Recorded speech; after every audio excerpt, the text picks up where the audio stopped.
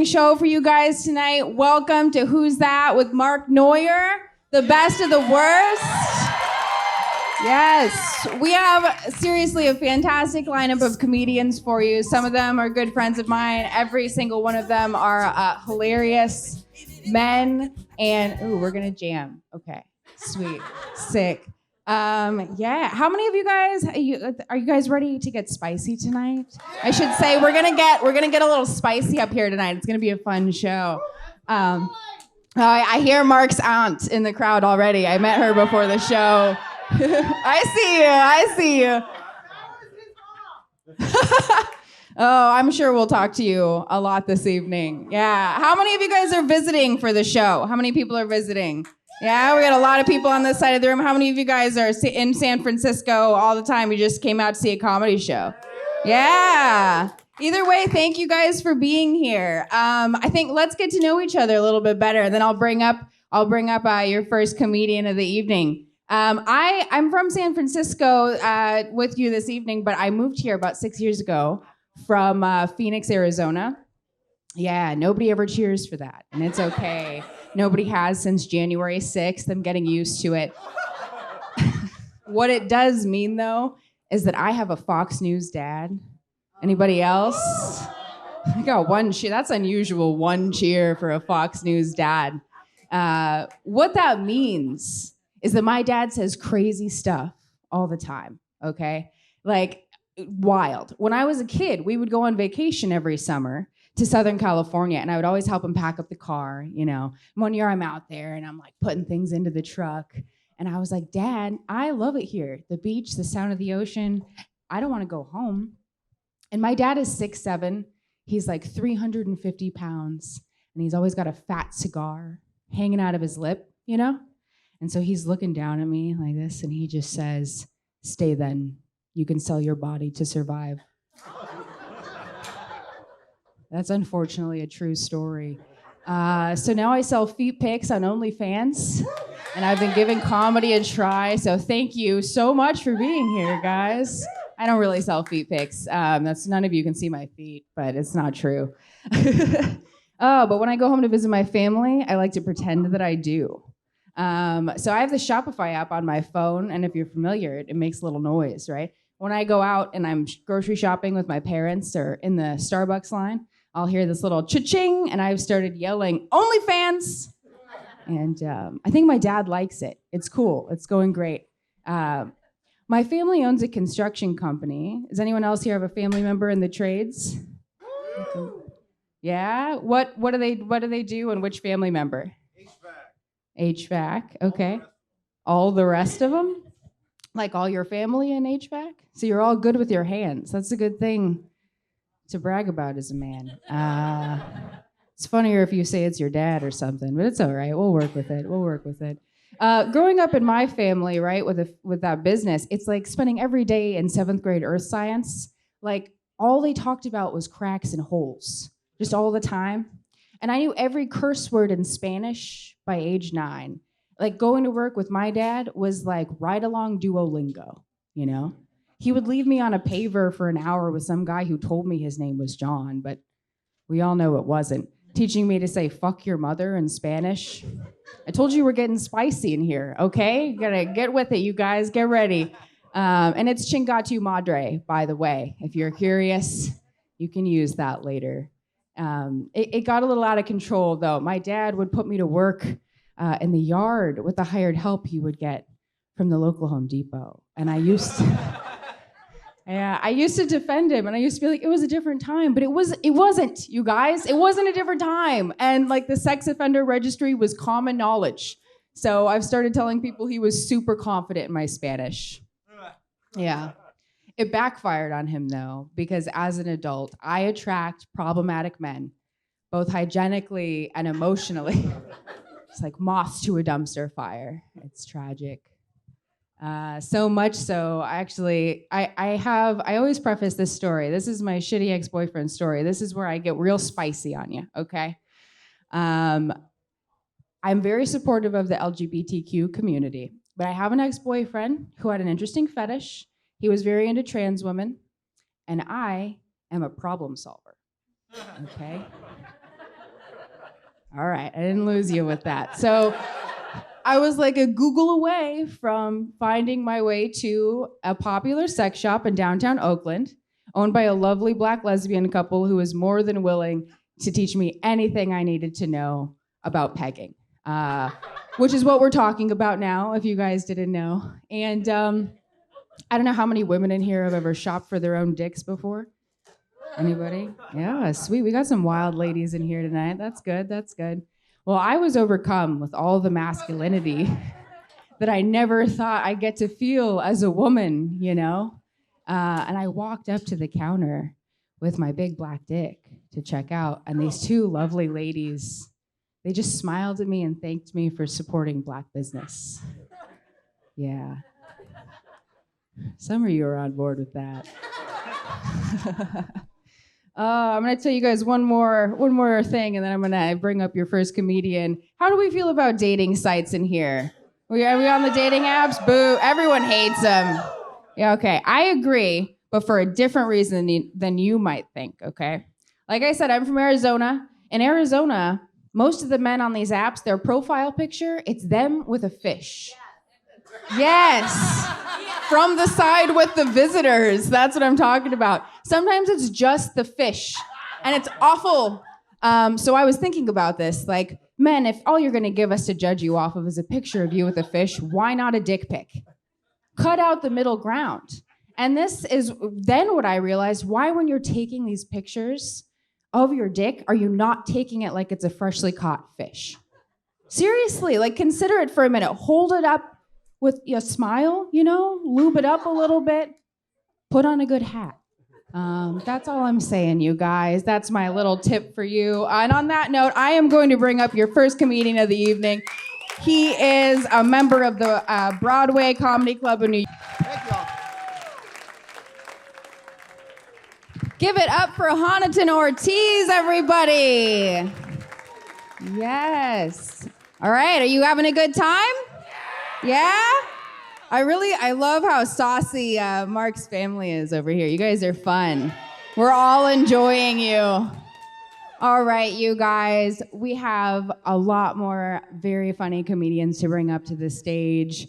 Doesn't Honiton remind you of, like, he could be a great character on, like, a reality TV show? He's so romantic, you know what I mean? Can I let you guys in on something that I've been thinking about since you guys are so saucy? Okay, so how many of you guys watched Love is Blind? Yeah. Even if you fast forwarded it to watch the marriages fail, you don't have to like it. I want to start my own version, right? I think they're taking credit for an experiment they've never done. I want to see Love is Blind with actual blind people. Yes. Some of you are not on board with this. I say, come on, you guys, loosen up, all right? I say, fuck it. Let's do Love is Blind on the spectrum, okay? Some of you are back on board. That's what I mean. All right.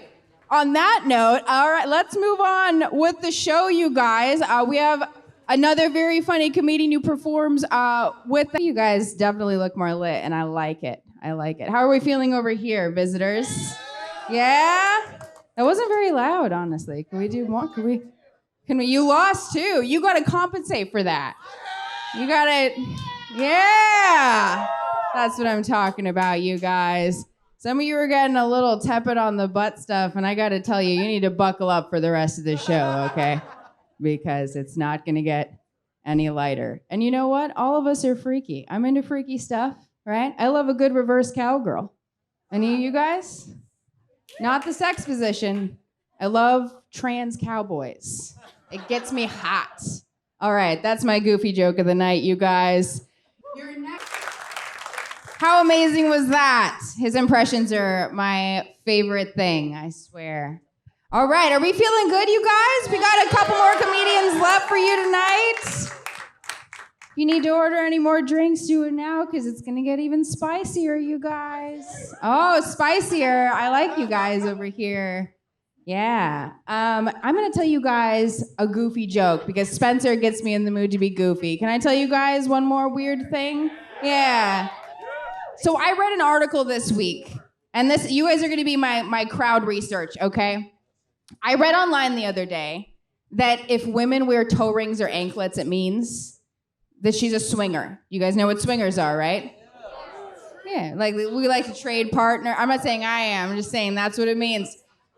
So I read that and I was like, man, everything my grandma has ever told me makes sense, which is gross, right? But then I was thinking about it. Where I'm from, what's the sign for a swinger? Purple rock in the front yard, right? Or a pink flamingo. A couple of you know.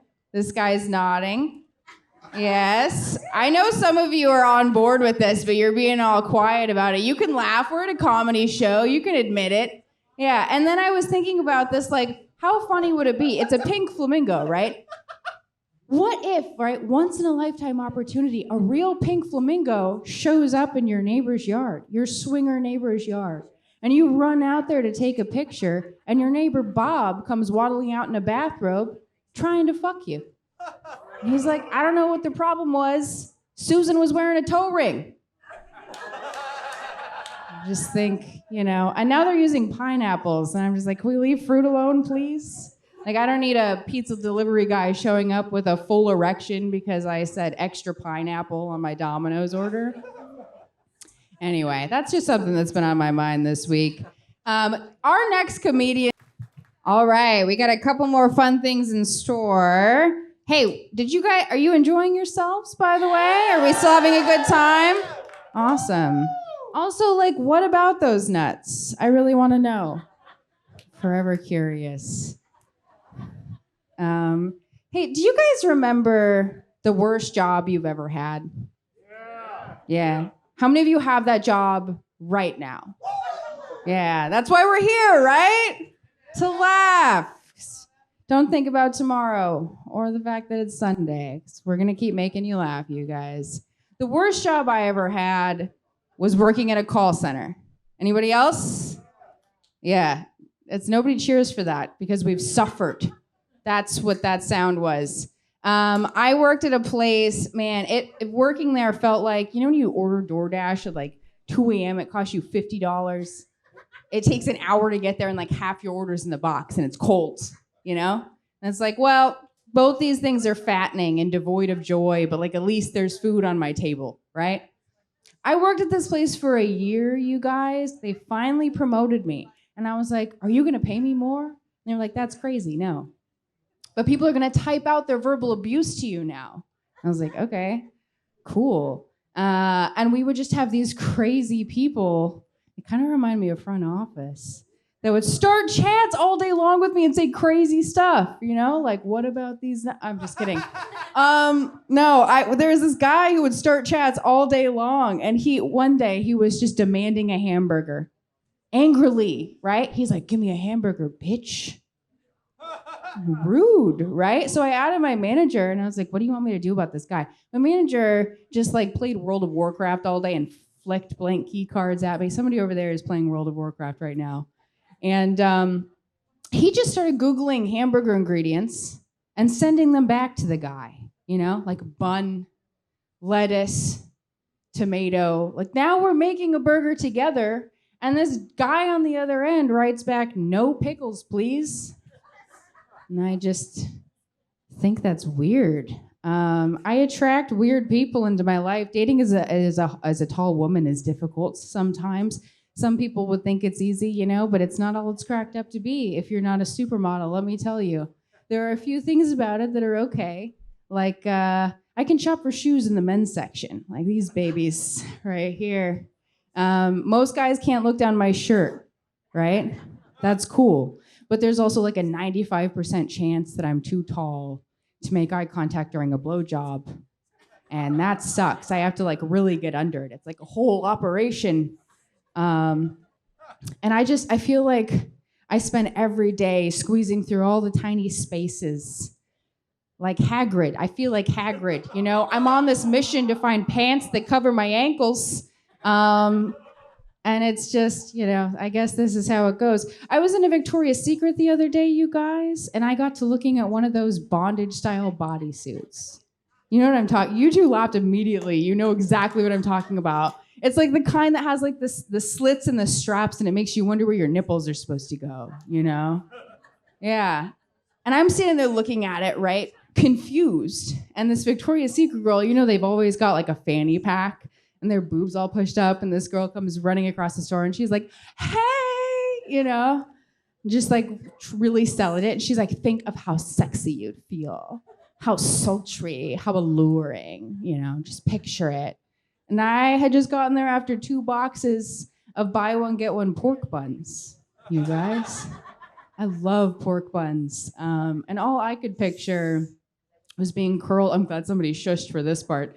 All I could picture is being curled up in some awkward position during sex, just like a flesh burrito and skin popping out of all the little holes, like the side of your great aunt's thighs from beneath a lawn chair. It's gross. I love that joke is a perfect way to warm up for the last comedian I'm going to bring up tonight, who I know you're all here to see. Before we get to that, though, I have a couple of things in store for you guys, so make sure you have your...